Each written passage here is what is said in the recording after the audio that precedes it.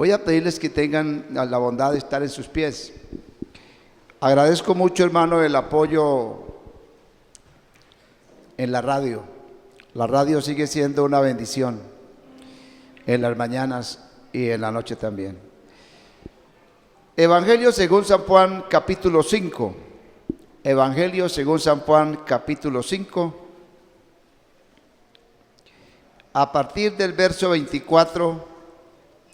Evangelio según San Juan, capítulo 5. A partir del verso 24. San Juan, capítulo 5. Me gusta que ustedes encuentren sin mucho afán.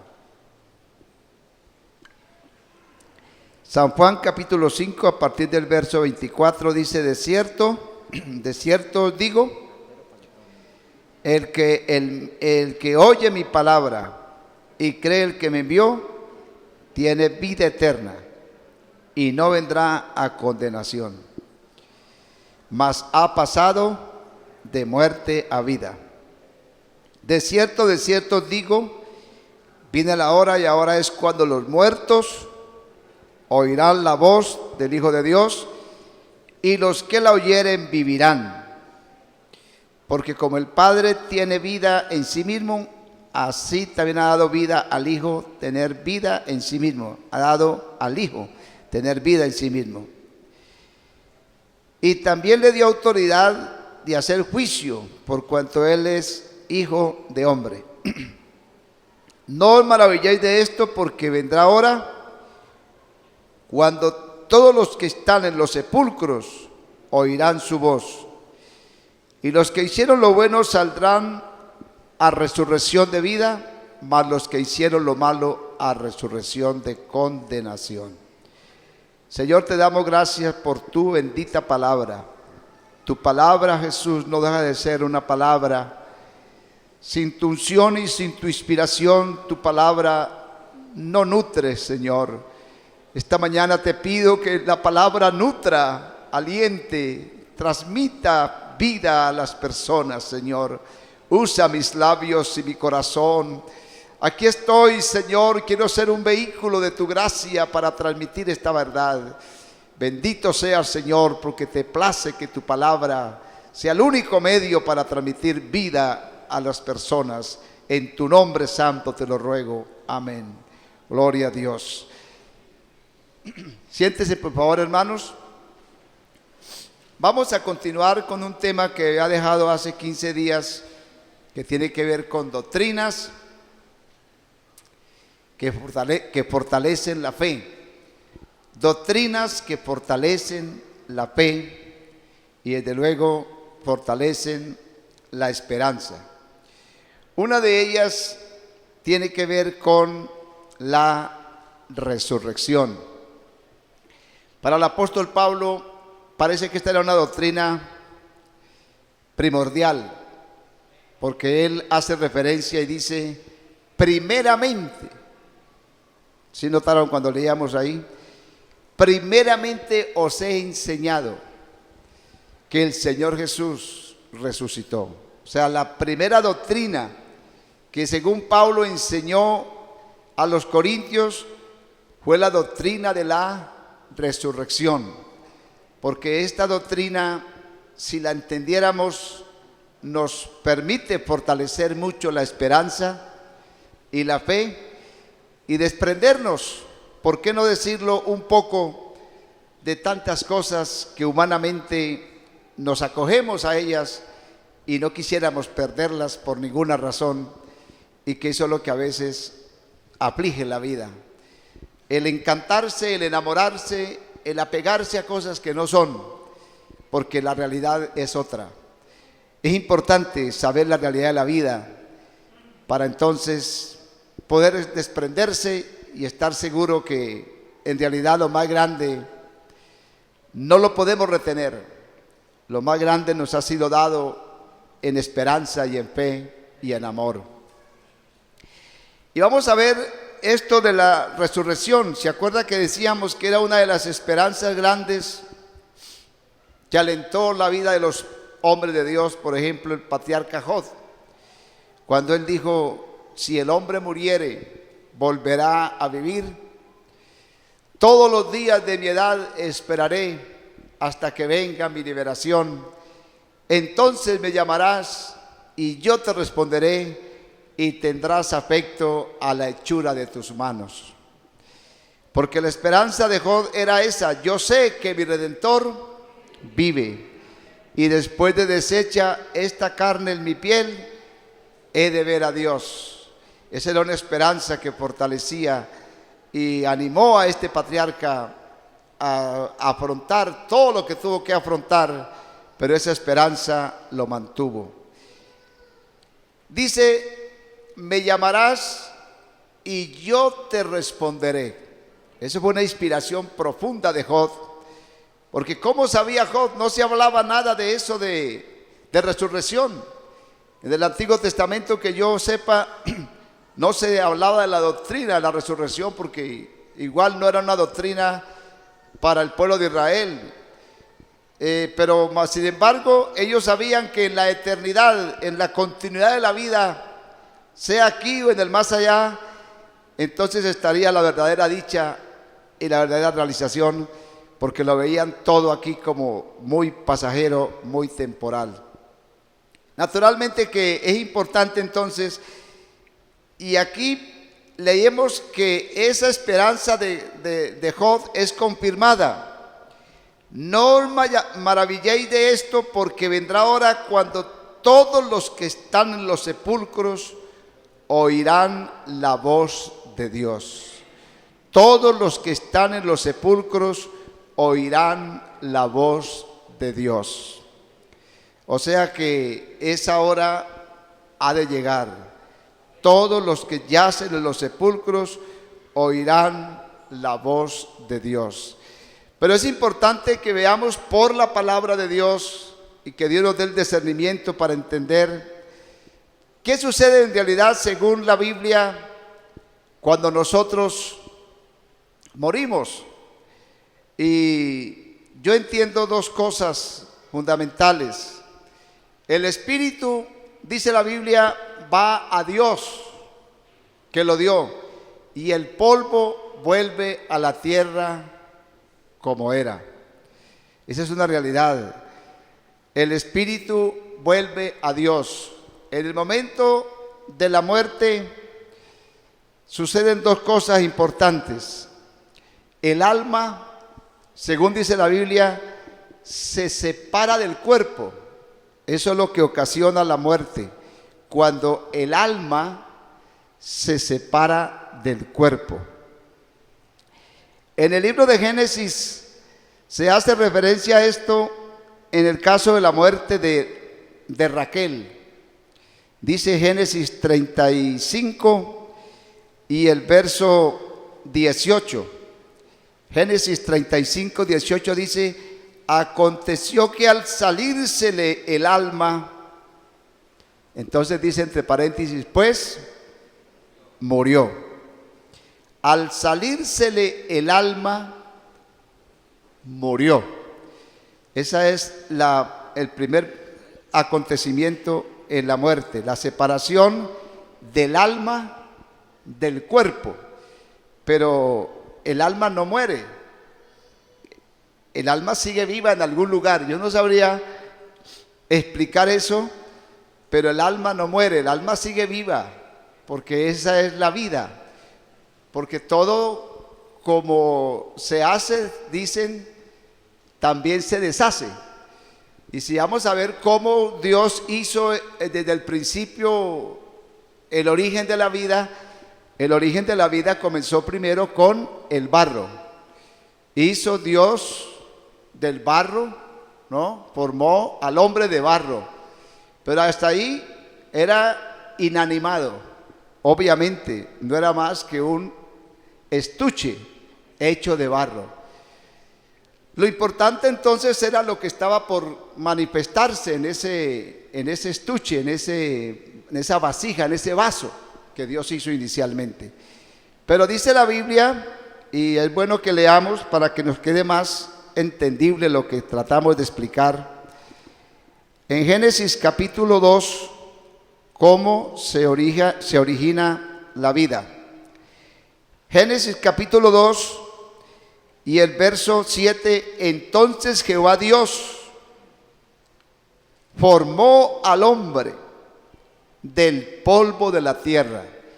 Fíjense cómo fuimos formados. Formó al hombre del polvo de la tierra, de ahí, y sopló en su nariz aliento de vida, y fue el hombre un ser viviente.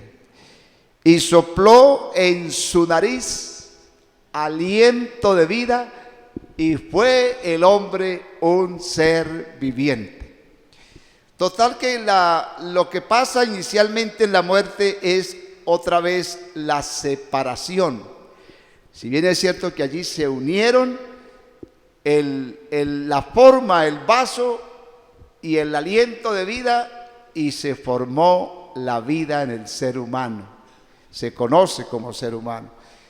Al morir entonces sale otra vez primero el aliento de vida y desaloja, desocupa el vaso, y el vaso queda solo.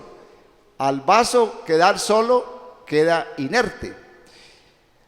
La Biblia dice en el libro de Génesis qué sucede en la muerte. Génesis capítulo 12 y el verso 7. Esto es importante porque, insisto, esto nos da esperanza. Eclesiastés 12:7 dice, y el polvo vuelve a la tierra como era. El polvo vuelve a la tierra como era. Estoy hablando del momento de morir. Y el espíritu, ¿qué? Vuelve a Dios que lo dio. Yo no sé decir dónde están, porque se especula mucho, y yo creo que eso no es más sino especulación.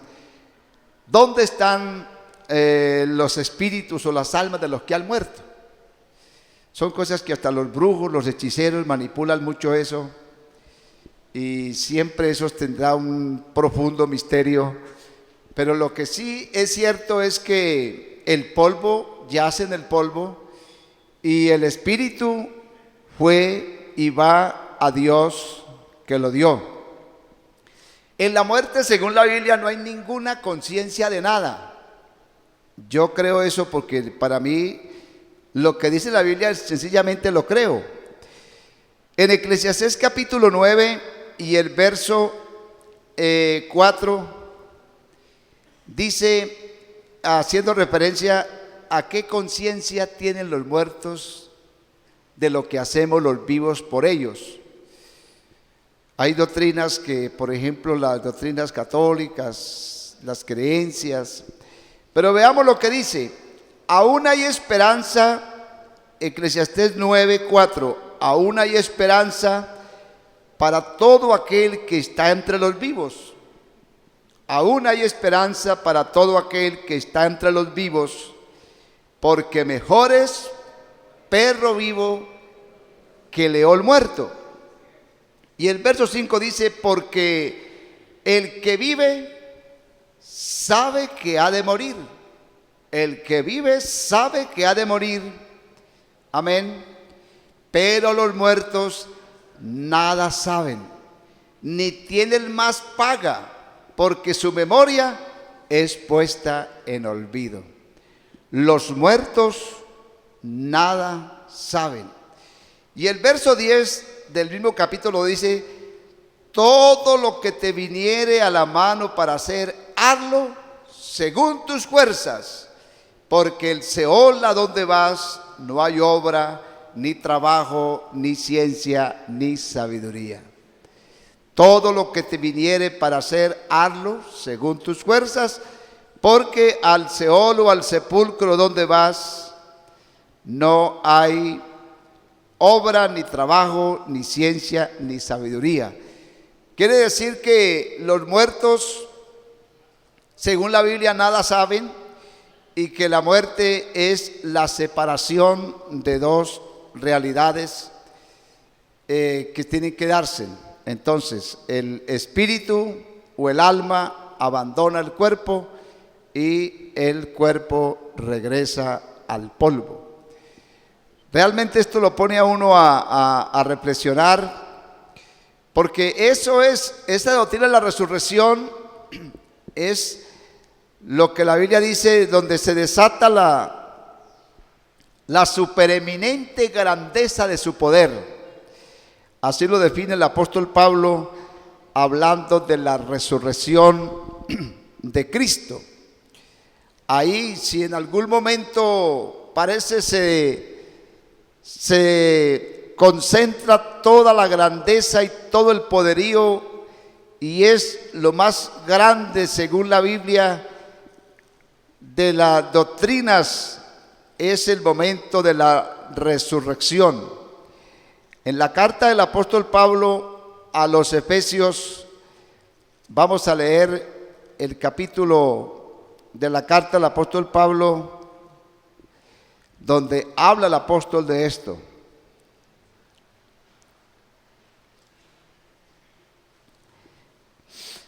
Habla de la supereminente grandeza.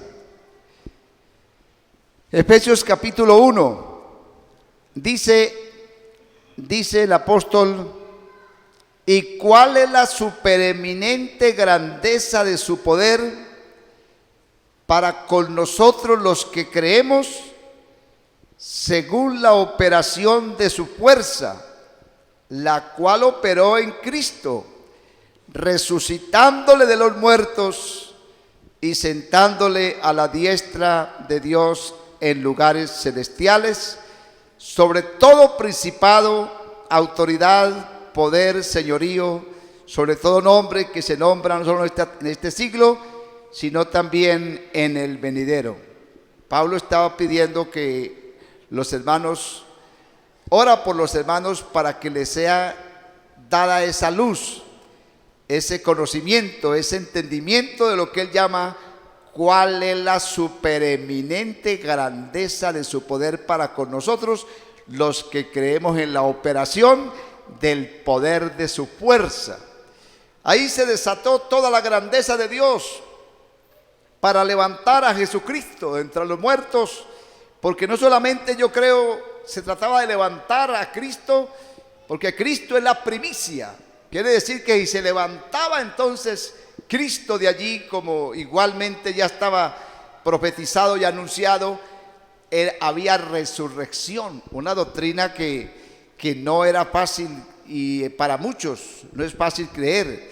Muchos prefieren creer más bien en la reencarnación, de que uno muere y reencarna, pero los mismos corintios tenían dudas respecto a esta doctrina de la resurrección, porque ellos parecería que no creían, porque Pablo dice: pero si se predica que Cristo resucitó de los muertos, ¿cómo dicen algunos de entre vosotros que no hay resurrección de muertos?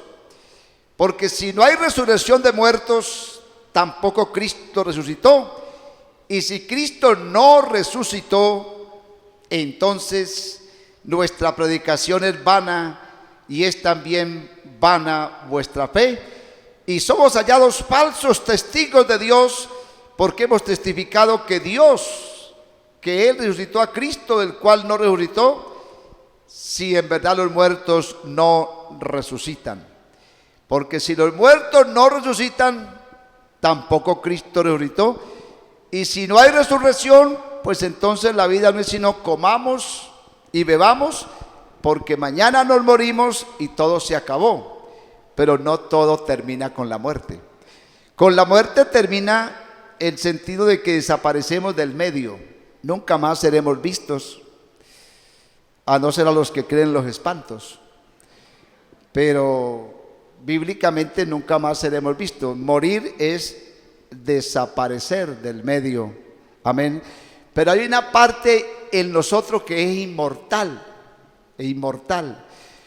Por eso es que la resurrección en nosotros, yo diría que, la primera realidad es que el alma se separa del cuerpo, entonces se produce la muerte. Y en la otra realidad es que el alma se une. Estoy hablando de los que están vivos, pero que a la vez están muertos.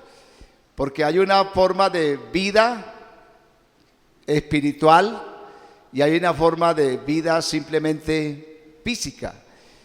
La Biblia llama eso simplemente una existencia, tal vez como existen las plantas, como existen los animales, que tienen una vida perecedera, una vida corta, y así lo asemeja. Dice que la vida del hombre sin Dios es semejante a la flor del campo, que nace en la mañana, en la tarde es cortada y se seca. Quiere decir que es de corta duración, que es muy frágil, se pierde. Y por eso es que el Evangelio es un mensaje tan glorioso, tan maravilloso, porque se centra en darle al hombre esa vida. Nosotros entendemos eso, que nosotros sin Cristo no vivimos, solamente existimos, pero a eso fue que Cristo vino. El Salmo 103 dice, como el Padre, fíjese bien esa figura, como el Padre amoroso, misericordioso, como el Padre se compadece de los hijos. Eso es lo que uno ve en Dios, una misericordia como la del Padre. Como el Padre se compadece de los hijos, se compadece Jehová de los que le temen, porque Él conoce nuestra condición. Nadie más seguramente conoce la condición real de nosotros como Dios, porque Él conoce nuestra condición. ¿Cuál es nuestra condición? Entonces dice, se acuerda de que somos polvo. El hombre como la hierba son sus días, florece como la flor del campo, pasó el viento por ella y pereció, y su lugar no le conocerá más. Entonces, ¿en qué se basa la misericordia de Dios? En que Él conoce, Él sabe lo temporal que nosotros somos sin Él, que nosotros sin Dios no somos más que existencialistas, pasajeros, peregrinos, pero que nos morimos y todo terminó. Pero Él vino para hacer prolongación de la existencia. Dice, yo he venido para que tengan vida y vida en abundancia. Pero ¿acaso es que no tenían vida? Sí tenían vida física, pero no tenían vida espiritual. Y a eso es que Pablo se refiere cuando dice, y Él os dio vida.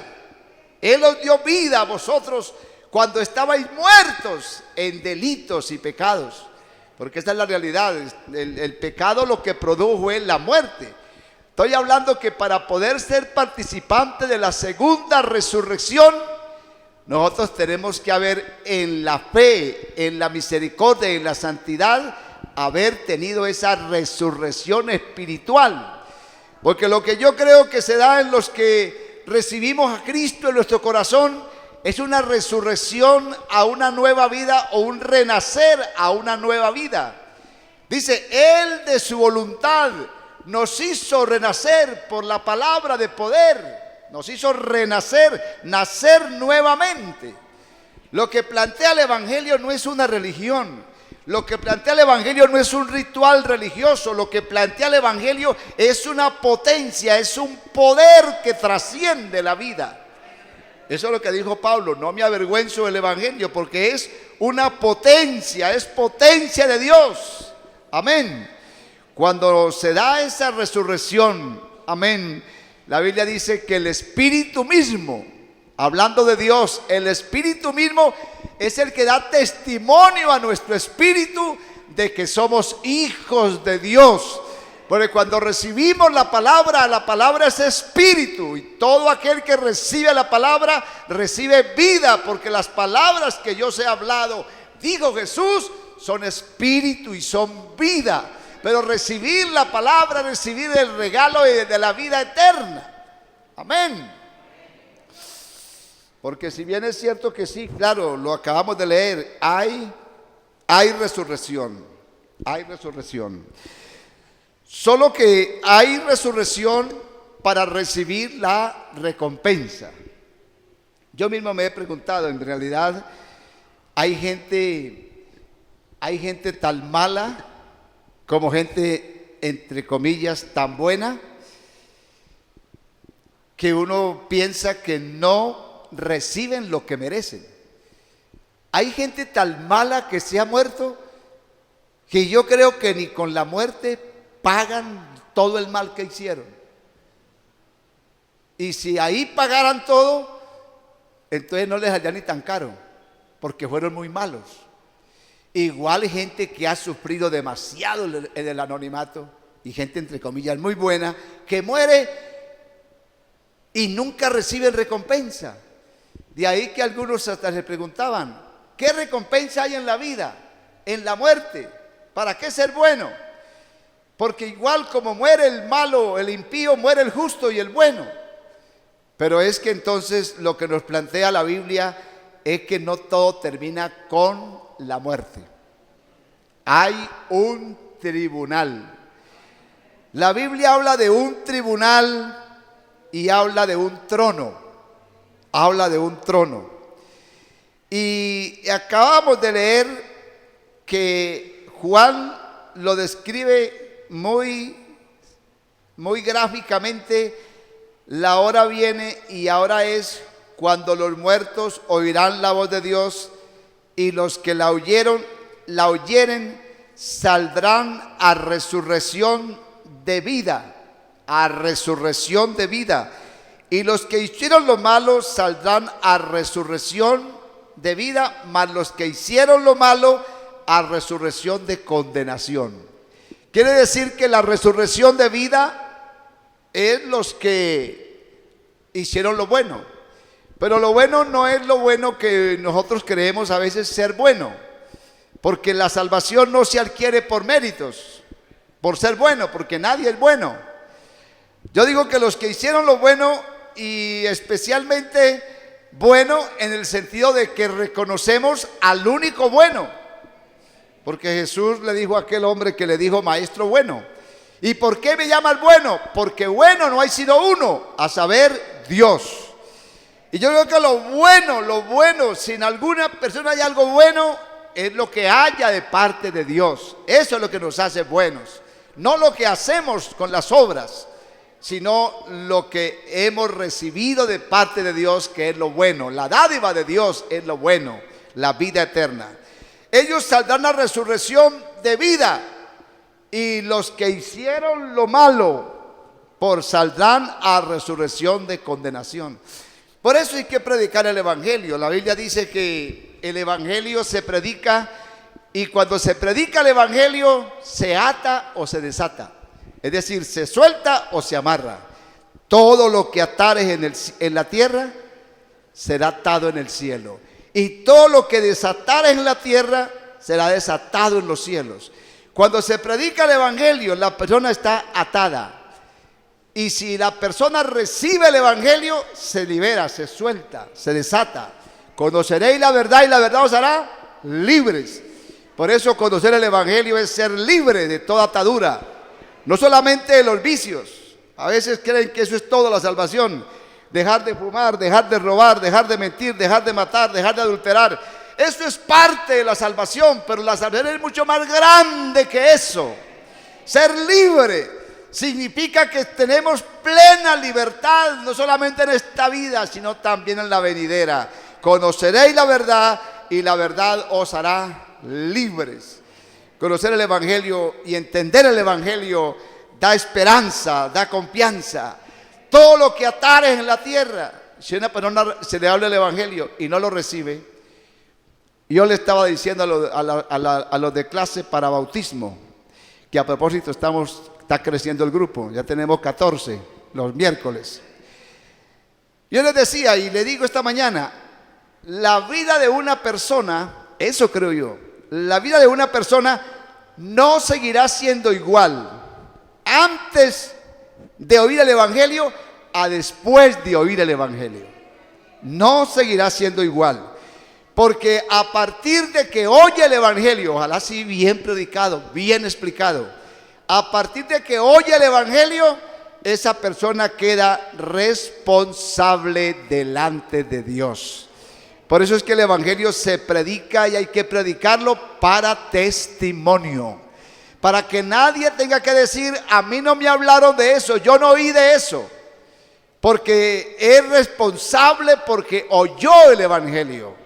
O sigue atado o sigue desatado. Todo lo que se desata aquí está desatado en el cielo, está desatado en los infiernos, está desatado en el sepulcro. Hermano, es que ser libre, ser suelto, no solamente de los poderes del vicio, es ser libre del poder del diablo, porque el diablo tiene poder, sobre todo en aquellos que no conocen el mayor poder, que es el poder del evangelio y el poder de la gracia. Amén.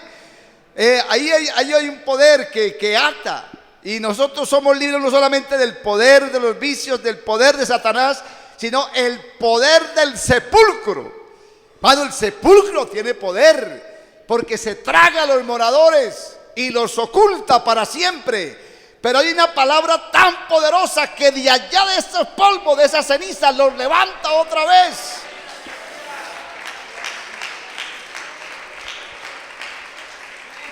Eso es un poder. Eso no es cualquier poder. Eso es sencillamente, nadie lo puede hacer, obviamente, sino el mismo que dio esa vida.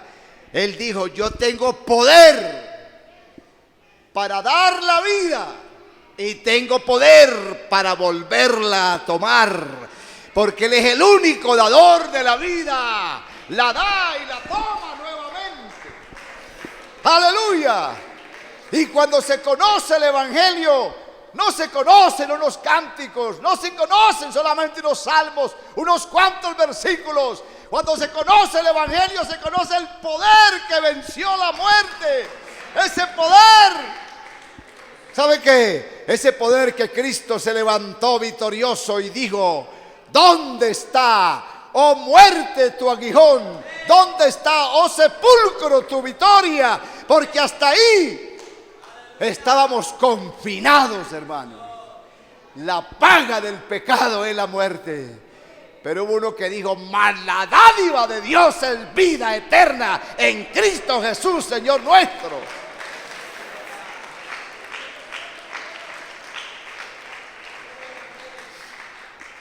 Es que eso es lo grande del evangelio, hermanos. Yo les he dicho mucho y lo repito. Pablo lo dijo.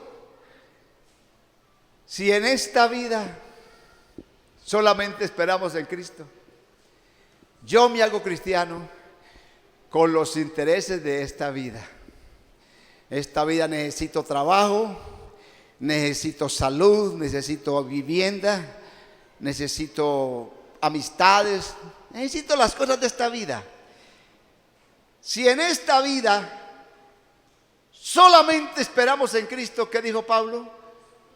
Somos los más dignos de conmiseración, los más dignos de lástima. ¿Y sabe por qué? Porque yo creo, no hemos entendido el evangelio. No lo hemos entendido. Por eso muchos desisten de la fe, porque se convierten al evangelio y a veces entregamos un mensaje equivocado.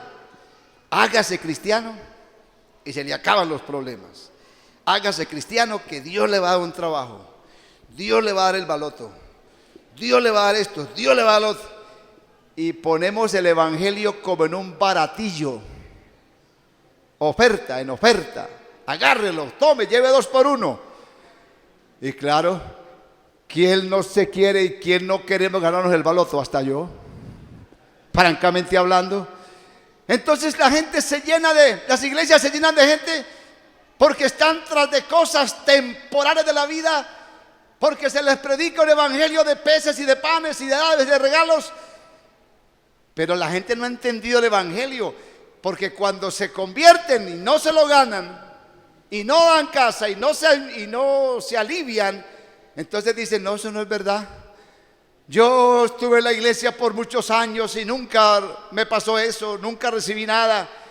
No es así, hermano, no es así. Nosotros estamos aquí y se lo repetiré siempre, no por las dádivas que Dios nos da, sino las da gloria a Dios. Además puede dárnoslas. A mí me ha dado dádivas, mas sin embargo yo no estoy por esas dádivas, Yo hace 44 años comencé la vida cristiana y ni siquiera me imaginaba todo lo que había por delante, ni siquiera. Porque yo no entendía más sino el amor de Dios, la misericordia de Dios, la bondad de Dios. Pero Dios ha sido requete bueno conmigo y me ha añadido bendición tras bendición. Pero no vine por el pan ni por el pez. No sé, pero gloria a Dios. Ahora yo entiendo, hermano, a Dios lo adoramos. Ya les he dicho por lo que Él es. Esa resurrección, decía yo ahora, que si con la muerte todo terminara, había gente tan mala que no recibirían su recompensa y gente tan buena que tampoco recibiría la recompensa. Pero es que, ojo, hay una resurrección para dar el pago. La Biblia dice que Dios viene para recompensar al justo. Por eso es que hay que ser perseverantes. Y la Biblia dice, el trabajo en el Señor no es en vano. Pero no se refiere a estas cosas de aquí ahora. El Señor es el que trae las recompensas. Amén. Los que hicieron lo malo saldrán a resurrección de condenación. ¿Qué es la condenación de los que hicieron lo malo? Es lo que se llama en la Biblia la segunda muerte. Porque así como hay una muerte física, que es la separación del alma del cuerpo, hay una segunda muerte que es la separación del alma de Dios. Porque esa alma, aunque esté muerto, sigue dependiendo de Dios porque Él es el dador de la vida. Esa alma todavía no está ejecutada, la sentencia no se ha ejecutado. ¿Dónde está esa alma? ¿Dónde está ese espíritu? No me pregunto porque yo no sé. Pero yo sí sé que en algún lugar está esa alma o está ese espíritu esperando el día del juicio. Porque nosotros no creemos en el purgatorio, estados intermedios, ni en el infierno en el sentido de que ya hay gente en el cielo, ya hay gente en el infierno y hay gente en el purgatorio. Yo no creo. Porque tanto el cielo yo lo entiendo como una morada preparada, como el infierno está preparado. Quiere decir que está esperando el momento cuando entre a pleno funcionamiento. Pero por ahora ha habido nada más la muerte, la separación del alma y del cuerpo. Pero el alma está viva. La segunda muerte que la Biblia habla ya es la separación de Dios de esa alma. Por eso Jesús dijo en cierta ocasión, y me gustaría que leyéramos el texto. Uno después entiende muchas cosas que uno incluso las predica. Por ahí hay un texto que dice, me gustaría que lo leyéramos, pero no sé si lo encuentre. Hace referencia a no temáis allá aquí. San Lucas capítulo 12. ¿Por qué Jesús dijo esto? San Lucas capítulo 12 y el verso 4.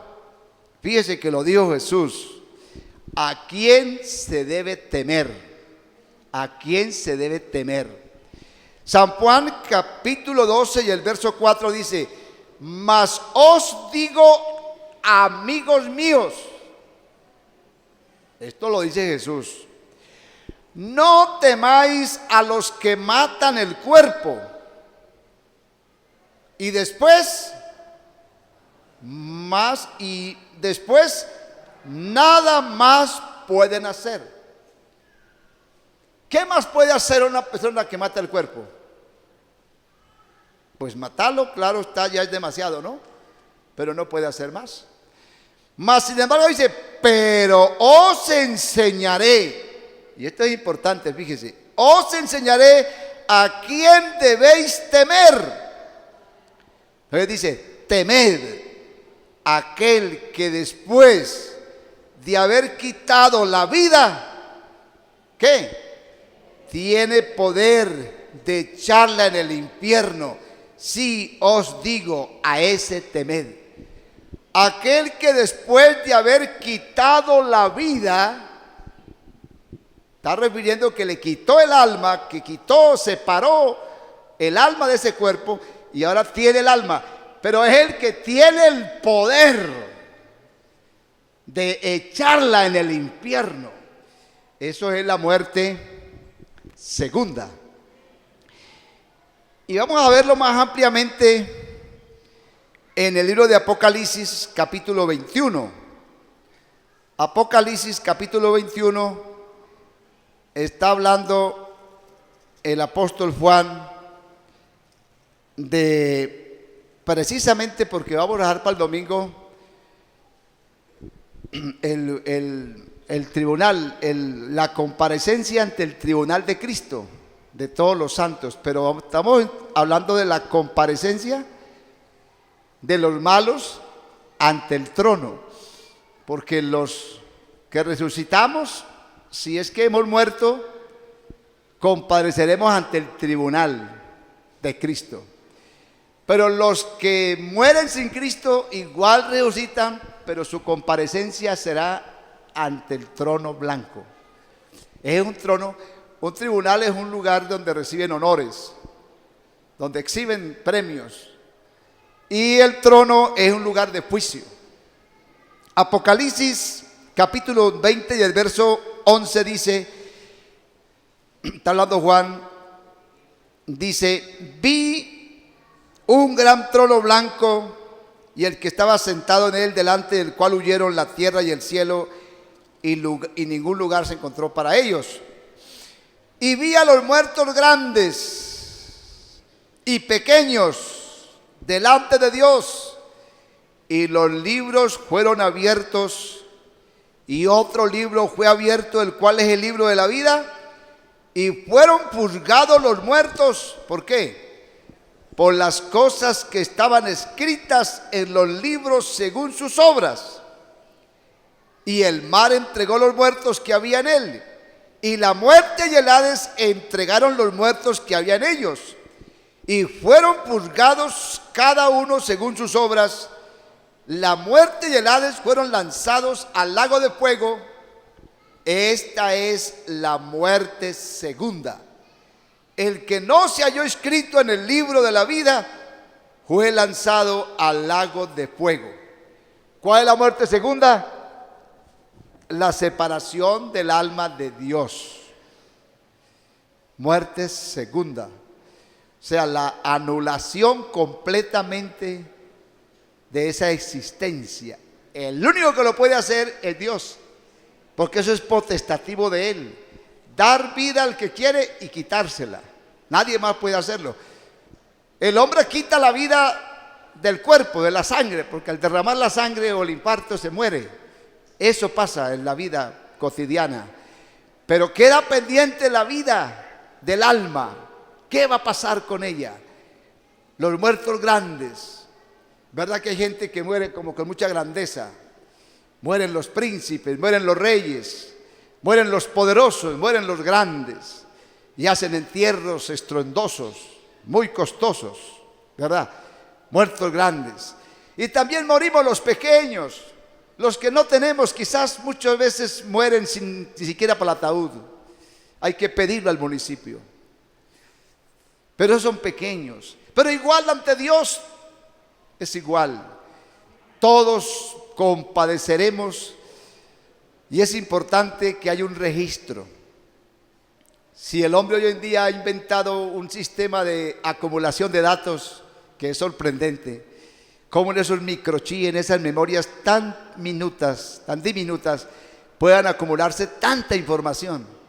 Eso lo ha hecho el hombre. ¿Cuánto más cree que es el disco duro del sabio de los sabios? ¿Sí será que él tiene registrado, y no solamente la vida? La Biblia dice que Dios tiene codificados sus cabellos y mis cabellos. Así sea muy calvo. Pero Dios sabe que tiene 1, 2, 3 cabellitos. ¿Sabe cuántos tiene? Oiga, eso es mucha grandeza, ¿cierto? El único que sabe cuántos cabellos tenemos en la cabeza es Dios. Está todo codificado. No me diga que usted se va a esconder de Dios. David dijo, ¿dónde me iré de su presencia? ¿Dónde me escapo? Si me fuere al altura, allí tú estás. Si fuere al abismo, allí tú estás. Si me fuere a la mar, allí tú estás. No hay lugar donde el hombre se oculte de la presencia y la majestuosidad de Dios. No hay lugar. Cuando la Biblia dice, todos compadeceremos, es todos. ¿Cuántos son todos? ¿Cuántos seres humanos hay ahora en este planeta? 7,000 millones, 8,000 millones. ¿Y cuántos habrán muerto? Ay, hermano, eso ni idea, pues. ¿Cuántos estarán tragados por los tigres, por los tiburones, por las panteras en el mar? ¿Cuántos estarán allá en el vientre del pez? Y ese día los sacan. Ahí está, Señor. Ahí se lo entrego. Algún día me lo comí porque tenía hambre, pero ahí se lo devuelvo. Eso dirá el tigre. Un día me lo almorcé, pero ahí está, Señor. Ellos lo devuelven otra vez, porque aparece el único dueño de esa vida a reclamarla. ¡Ven fuera! ¡Sal de ahí! Alabado sea el nombre de Jesús. Y fueron juzgados según sus obras. Y hay un libro, yo siempre, y eso lo dice, yo lo creo. Moisés dijo, si no soy digno, si no me oyes la oración por este pueblo, raeme del libro, borrame del libro. Porque ya existía en la mente de Dios y ya ellos sabían de la existencia de un libro. Hay un libro donde queda todo registrado. Todo es todo. Todo es todo como una palabra. Qué fácil una palabra, ¿verdad? Y de toda palabra ociosa, ¿qué dice? Dará el hombre cuenta a Dios. Toda palabra, ni siquiera el hecho, la palabra. Oiga, es que nosotros vivimos tan lejos de esa realidad. Y todo eso está quedando registrado en la memoria eterna. Y el que no fue hallado, yo estaba en el libro de la muerte, en el libro de la muerte porque había muerto. Pero cuando me hice cristiano por gracia y misericordia, ese borrón quedó allí. Fui escrito en el libro de la vida, en el libro de la vida. Y yo no estoy más en el libro de la muerte, ahora estoy escrito en el libro de la vida. Amén. Esto es muy grande, hermano. Lo cierto es que nadie va a escapar. No se haga el listo. Aquí podemos escondernos y evadir muchas cosas, pero ante Dios nadie puede esconderse. El hombre comenzó tratando de esconderse. ¿Dónde estás tú? No fue posible. Todos compadeceremos ante el trono. Bueno, yo no espero estar en el trono. Yo espero estar en el tribunal, pero me refiero a que todos tenemos que dar cuenta, hermano. Créame que sí. Dejemos ahí la meditación para el domingo continuar. Gracias por su tiempo, por su paciencia. Póngase de pie, vamos a orar.